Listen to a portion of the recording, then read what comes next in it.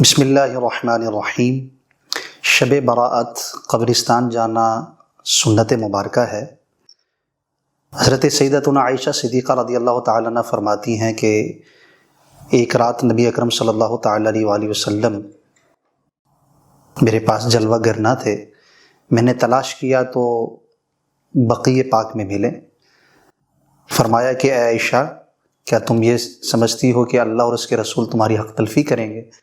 عرض کی یا رسول اللہ صلی اللہ تعالی علیہ وآلہ وسلم، نہیں، بلکہ میں نے یہ سمجھا کہ آپ دیگر ازواج مطہرات کے پاس تشریف لے گئے ہوں گے۔ نبی اکرم صلی اللہ تعالی علیہ وآلہ وسلم نے ارشاد فرمایا کہ اے عائشہ، یہ شب برات ہے، 15 شعبان کی رات ہے۔ اللہ تبارک و تعالی آسمان دنیا پر خاص تجلی فرماتا ہے اور بنی قلب کی بکریوں کے بالوں سے بھی زیادہ گناہ گاروں کی بخشش فرما دیتا ہے۔ یہ جو حدیث پاک میں نے عرض کی ہے، یہ ترمذی شریف کی حدیث پاک ہے جس کا خلاصہ عرض کرنے کی سعادت حاصل کی۔ تو شب برات قبرستان جانا سنت مبارکہ ہے۔ اور قبرستان کیوں جایا جاتا ہے؟ ایک حدیث پاک میں نبی اکرم صلی اللہ تعالی علیہ وآلہ وسلم نے ارشاد فرمایا، نہیتکم عن زیارت القبور فزوروها عن تذکرۃ الآخرہ۔ میں پہلے تمہیں قبروں کے پاس جانے سے منع کرتا تھا، قبرستان جانے سے روکتا تھا، لیکن اب جایا کرو تاکہ آخرت کی یاد ہو۔ تو قبرستان جانے کا بنیادی وجہ یہ بھی ہے کہ آپ وہاں جائیں اور اپنی موت کو یاد کریں کہ جیسا آج ہم ان قبروں کو دیکھ رہے ہیں، کل ہمیں بھی اس قبر میں جانا ہے۔ کل تو کل پل کی خبر نہیں ہے۔ اوپر سے سب قبریں یکساں نظر آ رہی ہیں، مٹی ہے، لیکن اندر میں حالات مختلف ہے۔ کسی کی قبر تو جنت کا باغ ہے اور کسی کی قبر معاذ اللہ جہنم کا گڑھا ہے۔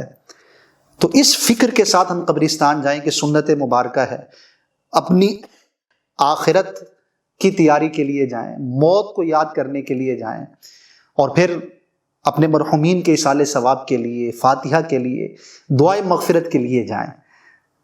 تو اگر اس طرح جائیں گے، ان نیتوں کے ساتھ جائیں گے، ان احتیاطوں کے ساتھ جائیں گے، تو انشاءاللہ اللہ تبارک و تعالی اجر عطا فرمائے گا۔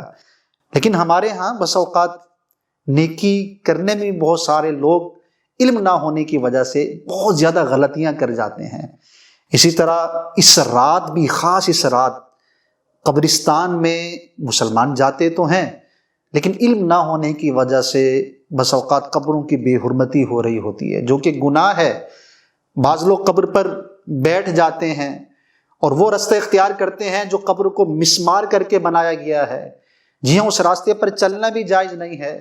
اگر آپ کا غالب گمان ہے کہ یہ قبروں کو مسمار کر کے رستہ بنایا گیا ہے تو اس رستے پر چلنا جائز نہیں ہے، قبر پر بیٹھنا جائز نہیں ہے، قبر کے اوپر دوڑنا جائز نہیں ہے۔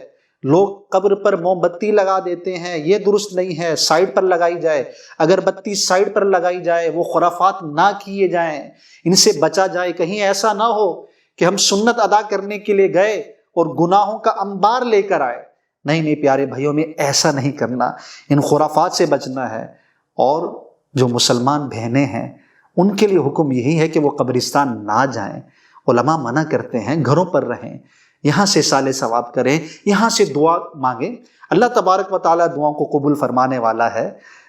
تو اب بس اوقات ایسی کیفیت ہوتی ہے، بالخصوص یہ شب برات میں دیکھا گیا ہے کہ بچے بھاگ رہے ہیں، ایک میلے کا سا سما ہے، چیزیں تقسیم ہو رہی ہیں، رزق کی بے حرمتی ہو رہی ہے اور لوگ دوڑ رہے ہیں، ایک میلے کا سما ہے اور طرح طرح کی دنیاوی گفتگو ہے اور طرح طرح کے لوگ لغو اور عبث اور بیکار کاموں میں لگے ہوئے ہیں، ہنسی مذاق، ٹھٹا مذاق و مسخری بس اوقات چل رہی ہوتی ہے۔ یہ تو وہ مقام ہے جہاں اپنی موت کو یاد کرنا تھا، اللہ کا ذکر کرنا تھا۔ یہ میلہ اور یہ بھاگم دوڑ اور یہ طرح طرح کی چیزیں کیوں مسلمانوں میں عام ہو گئی؟ تو پیارے بھائیوں، ہمیں ان چیزوں سے بچنا ہے، تبھی ہمیں ثواب ملے گا، ورنہ اگر ہم نے غلطیاں کی ہیں تو ہمیں وبال ہوگا۔ اللہ تبارک و تعالی ہمیں عمل کی توفیق عطا فرمائے۔ اور اسی رات خرافات میں سے ایک یہ بھی ہے کہ لوگ آتش بازی کرتے ہیں، اور یہ معاذ اللہ عام ہو چکا ہے، جی پٹاخوں کی عید ہے، استغفر اللہ ربی من کل ذنب واتوب الیہ، اہتمام کے ساتھ خاص شب برات میں جو طوفان بدتمیزی برپا ہوتا ہے، یاد رکھیے آتش بازی حرام ہے، تضییع مال ہے، جانوں کا بھی نقصان ہو جاتا ہے اور مال کا بھی ضیاع ہے، طرح طرح کی اس میں وبال ہی وبال ہے، گناہ ہی گناہ ہے، تو اس سے بچنا بڑا ضروری ہے۔ میں ان والدین کو بھی عرض کرتا ہوں، ان سرپرست حضرات کو بھی عرض کرتا ہوں کہ کہیں ایسا نہ ہو کہ آپ تو اس میں مبتلا نہیں لیکن بچوں کو کھلی چھوٹ دی ہوئی ہے، ان کو پیسے دے دیے ہیں، تو اگر آپ کی بھی رضا اس میں ہے تو آپ کو بھی اللہ سے ڈرنا چاہیے اور اپنے بچوں کو بھی ان چیزوں سے بچانا چاہیے۔ تو یاد رکھیے کہ یہ بہت بری چیز ہے اور یہ جائز نہیں ہے، بلکہ آتش بازی کا موجد تو خود نمرود ہے، نمرود بادشاہ۔ حضرت ابراہیم خلیل اللہ علیہ نبینا علیہ الصلوۃ والسلام کو جب آگ میں ڈالا نمرود نے تو آگ گلے گلزار ہو گئی، تو اس کے ماننے والوں نے انار میں آگ بھر کر حضرت ابراہیم خلیل اللہ علیہ نبینا علیہ الصلوۃ والسلام کی طرف پھینکے۔ تو یہ کوئی مسلمانوں کا تو طریقہ نہیں ہے۔ بہت سارے مسلمان اس رات عبادت میں مشغول ہوتے ہیں اور طرح طرح کے یہ پٹاخے اور یہ آتش بازی ان کی عبادت میں خلل کا باعث بنتی ہے۔ اور یاد رکھیے کہ بسا اوقات ایسا بھی ہوتا ہے کہ گھروں میں بیمار لوگ ہیں، بچے ہیں، یہ آتش بازی سے ان کی نیند کھل جاتی ہے، ڈر جاتے ہیں، خوف میں مبتلا ہو جاتے ہیں، بیماروں کو تکلیف ہوتی ہے، گھروں میں ضعیف والدین ہیں، بیمار ہیں، وہ پریشان حال ہوتے ہیں، کوئی نیند میں ہے تو اس کی نیند میں خلل واقع ہو جاتا ہے۔ کتنے گناہوں کا بازار گرم ہوتا ہے اس آتش بازی کی وجہ سے۔ یہ مسلمانوں کا طریقہ نہیں ہے، یہ کفار کا طریقہ ہے کہ وہ عبادت میں خلل ڈالنے کے لیے طرح طرح کی بدتمیزیاں کیا کرتے تھے۔ اور آج مسلمان کو کیا ہو گیا ہے کہ جو عبادت کی رات تھی، جو تلاوت کی رات تھی، ارے ہمیں اسلام تو یہ رہنمائی دیتا ہے کہ اگر کوئی مسلمان سویا ہوا ہے تو اس کے سامنے اتنی بلند آواز سے قرآن بھی نہیں پڑھ سکتے کہ اس کی نیند میں خلل واقع ہو، چہ جائے کہ یہ طوفان بدتمیزی برپا ہو آتش بازی کی صورت میں۔ نہیں بھائیو، ایسا نہیں کرنا۔ اگر کیا تو توبہ کر لیجئے، سچی توبہ کیجئے، ورنہ یاد رکھیے میدان محشر میں رب کے حضور حاضر ہونا ہوگا۔ اللہ تبارک و تعالی ہم سب کو عقل سلیم عطا فرمائے اور اصلاح کرنے کی توفیق عطا فرمائے، اور ہمیں اس رات کو عبادت میں گزارنے کی توفیق عطا فرمائے، اور عبادت ویسے کرنی ہے جیسے عبادت کرنے کا حق ہے، خرافات سے بچ کر، بدعات سے بچ کر، ان بری چیزوں سے بچ کر ہم نے اللہ کی عبادت کرنی ہے، تو انشاءاللہ ہمیں اجر ملے گا۔ شب براءت کا ایک خاص عمل ہے جو بعض اولیاء کرام کا عمل رہا ہے۔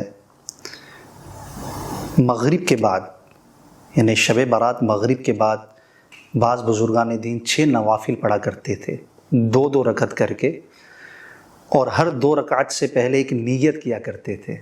آئیے میں اس کا طریقہ عرض کرتا ہوں، نیت عرض کرتا ہوں تاکہ ہمیں اس رات کی خاص برکتیں حاصل ہوں۔ پہلی 2 رکعتیں پڑھنی ہیں اور اس سے پہلی نیت یہ کرنی ہے کہ یا اللہ عز و جل ان 2 رکعتوں کی برکت سے مجھے عمر دراز بالخیر عطا فرما۔ اب 2 رکعتیں آپ اس انداز سے پڑھ لیجئے کہ ہر رکعت میں سورہ فاتحہ اور اس کے بعد 3 مرتبہ سورہ اخلاص پڑھ لیجئے، انشاءاللہ زیادہ ثواب ملے گا، ورنہ کوئی بھی سورت ملا سکتے ہیں۔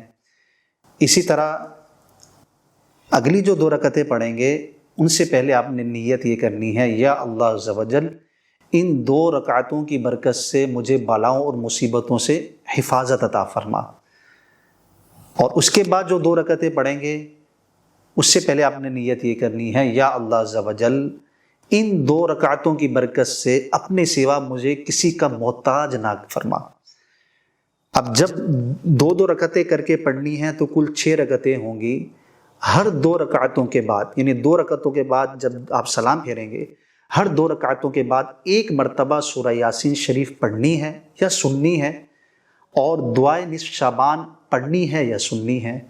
اسی طرح اگلی 2 رکعتیں پڑھیں گے تو اس میں بھی سلام کے بعد 1 مرتبہ سورہ یاسین شریف پڑھ لیجئے یا سن لیجئے، اور دعائے نصف شعبان پڑھ لیجئے یا سن لیجئے۔ اسی طرح تیسری مرتبہ جب 2 رکعتیں پڑھیں گے تو اس میں بھی سلام کے بعد آپ سورہ یاسین شریف پڑھ لیجئے یا سن لیجئے، یا دعائے نصف شعبان پڑھ لیجئے یا سن لیجئے۔ یہ خاص عمل ہے جو بعض اولیاء کرام کا رہا ہے۔ شب برات مغرب کے بعد جو مغرب کے فرض اور سنتیں پڑھتے ہیں ان کے پڑھنے کے بعد انشاءاللہ یہ ہم نے نوافل پڑھنے ہیں۔ تو اس رات کی ہمیں خاص برکتیں حاصل ہوں گی۔